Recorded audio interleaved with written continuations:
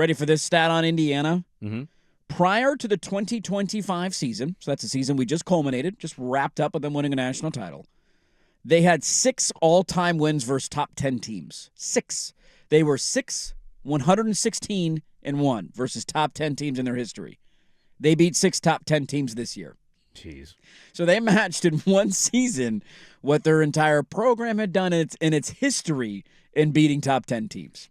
I remember that being a thing floated around when they beat Oregon. I think that was the first time they'd ever beaten a top 10 team on the road. So you said 6 in their history? That's the stat. I might have seen this stat, but it wasn't their record like 6-111-1? 6, 116-1. 116-1. This year they were 6-0. They've matched their entire program history in 1 year. Yeah. As we put a bow on the national title, I said this yesterday, and I think a listener, a Beaver fan, took it out of context, but I said there's no sport that ends with a bigger thud than college football, and I think he was perceiving that as, here comes Dirt bitching about the game, and Oregon's not in it. The game was great. It's one that I'll remember for a long time. Came down on the final possession. Miami covered. It was an awesome national championship game.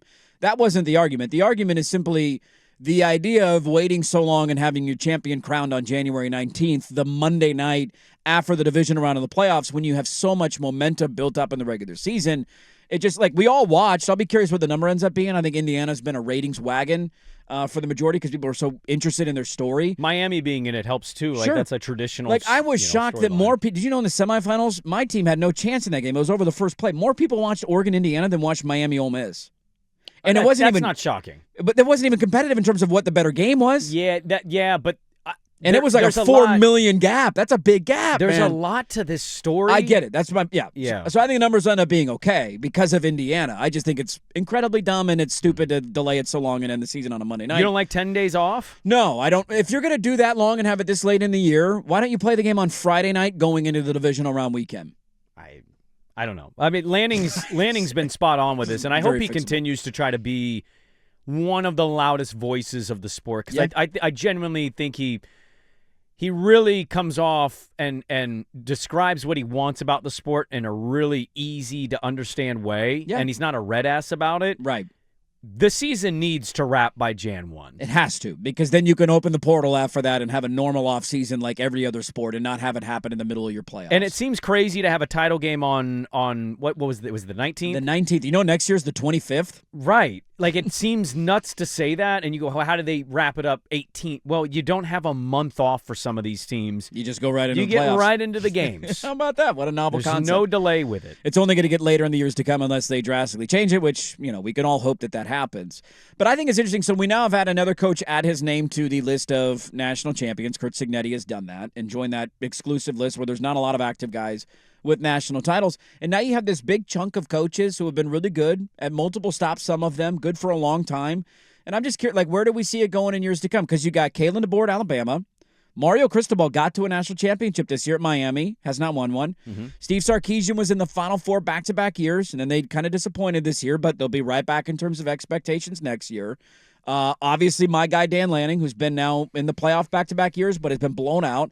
I'm just curious where it goes in the years to come of the next guy that breaks through and wins one. And how high on that list is Mario for you based on what he did this year? Because I think there's largely been a question, and people want to throw it in Duck fans' face, but this has been kind of a national college football talking point of Mario underwhelming and disappointing. And look, he didn't take a knee against Georgia Tech. How do you lose that game? He's been an easy punching bag, and he quieted a lot of his critics this year in the playoffs. Oh, yeah, man. I don't have... We can disagree with the decision to go for it on your own territory on fourth down and then later kick a 50-yard field goal that doinks off. We can argue about that. I don't really have a whole lot of negatives to say about them. They lost a couple games. One of those, credit to Louisville, Beck got in his head, threw a bunch of picks. And then SMU, you can't stub your toe. Still got to the playoff and beat all those teams and is a drive away from winning the national championship. Maybe a block punt away. I think, if anything, maybe he gives you more confidence. Did you watch his post-game with Molly? I did not. I didn't see much of the post-game stuff with anybody. I turned it off. So I kept it on for quite a bit, and I watched the SVP Sports Center. Dude, they did the loser interview, and it's Mario. We've all interviewed Mario. He's not fun after a loss. Dude, it might be the most relatable, best Mario I've seen yet, and that includes after all the winning. He almost cried twice. Devastated for the guys in the locker room. I thought he went a long way for me personally.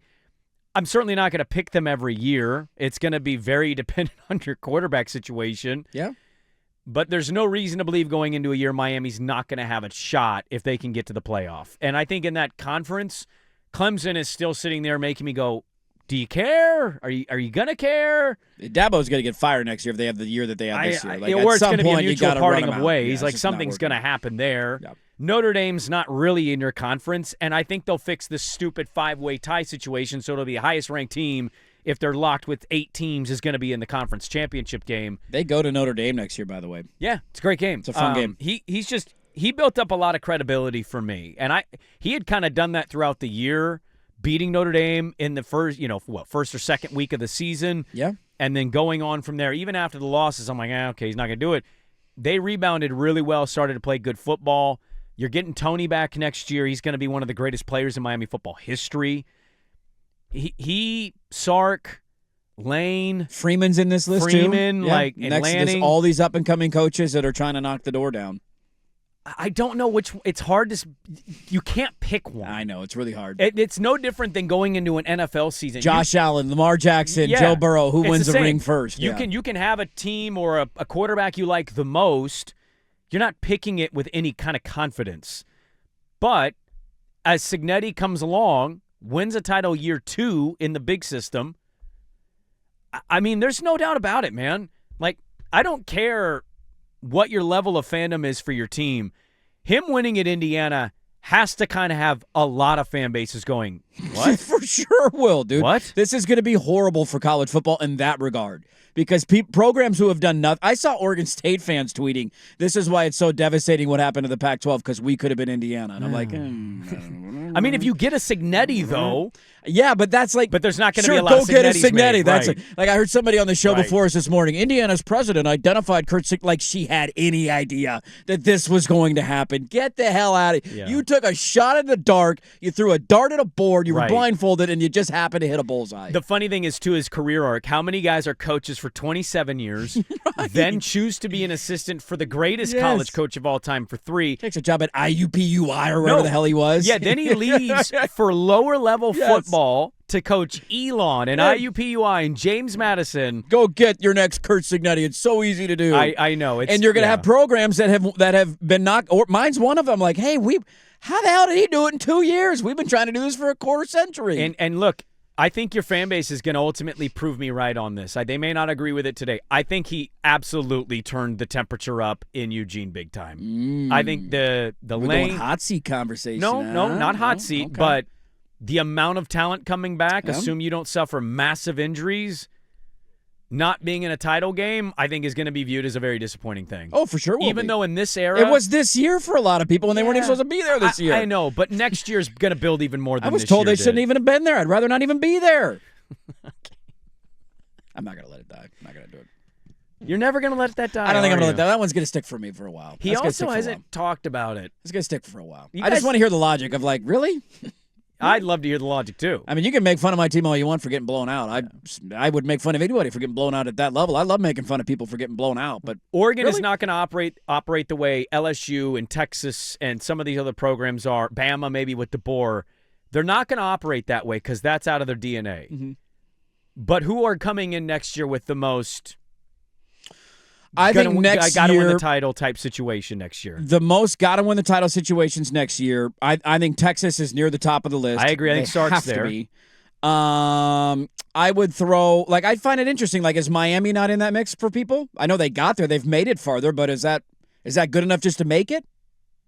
I think making it with So two if Oregon losses, makes it and then loses next year, does is that Oregon have satisfying? two losses and make it? I don't know the answer to that. So I think that's the part that helped Mario a little bit was somehow losing games he shouldn't have lost and then still getting to the title. He got to the title game. It was great. My team is definitely in there. Lanning's in it. I agree. Yeah, I think Lane has to be year one LSU. year one at LSU's got to be Especially it. if they land Seton. Yeah. They got the quarterback. They got a left tackle. Yeah. I remember going into year 5 of Lincoln Riley, but he just is cool not making it. Rather not be there. Rather than losing the Alamo Bowl. Better to be there. Let's There not it put is. Lincoln in there. That's not Because why realistic. should we? In year 5 of a major institution that's a blue blood of the sport, why should we hold them accountable? You want a crazy for wins one? and losses? You Yeah, want a crazy one? What you got? DeBoer should be in this too. Of course. Ryan Day. Again, we're doing it already. We don't even give him full credit for just the title. won a title a year I ago. know. What else the matter with you? But if they lose to Whittingham and Michigan, yeah, and then don't make a championship, yeah. and then I don't think Georgia's not going to fire because they operate kind of like Oregon. I think the Georgia. If Georgia doesn't win a playoff game next year, their fan base will be that stupid. message board ain't even though they gonna be won fun. back-to-back titles not that long ago. But I totally see the point. I think Sark, DeBoer, Kiffin, Lanning. Is Freeman in there for you? I mean, he's been to one, so we're just giving guys a pass for getting to one and not winning one now? I don't know if we're giving them passes, but guys to get to it, yeah, I think that's probably the top of the group. Okay, I'll agree with that Fair? list. I'll agree. That's a fair list right there.